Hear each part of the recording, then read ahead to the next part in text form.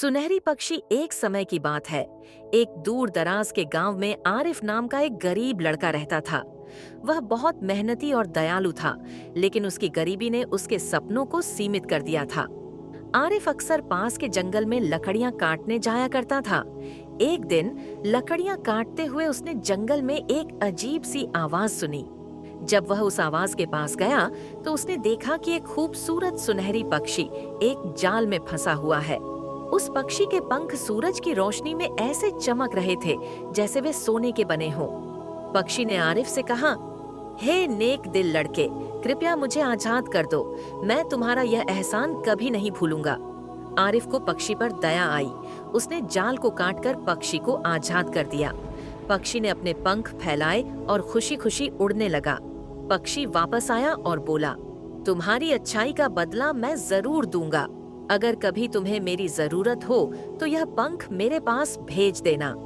यह कहकर पक्षी ने एक सुनहरी पंख आरिफ को दिया और आसमान में गायब हो गया। समय बीतता गया, लेकिन आरिफ की मुश्किलें खत्म नहीं हुईं।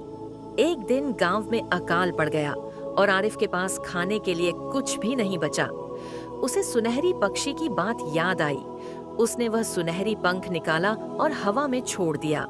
कुछ ही देर में वह सुनहरी पक्षी आसमान से उड़ता हुआ आया और बोला, तुमने मुझे याद किया? बताओ, मैं तुम्हारी क्या मदद कर सकता हूँ? आरिफ ने अपनी परेशानियों के बारे में बताया। पक्षी उसे एक पहाड़ के पास ले गया, जहाँ एक छिपे हुए खजाने का दरवाजा था।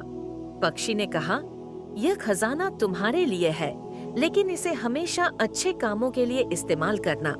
आरिफ ने उस खजाने से न केवल अपनी जिंदगी बदली, बल्कि पूरे गांव की मदद की।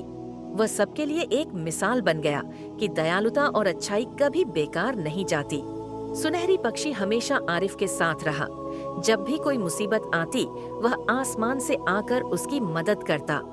आरिफ की नेक दिली ने न सिर्फ उसकी, बल्कि पूरे गांव की जिंदगी बदल दी।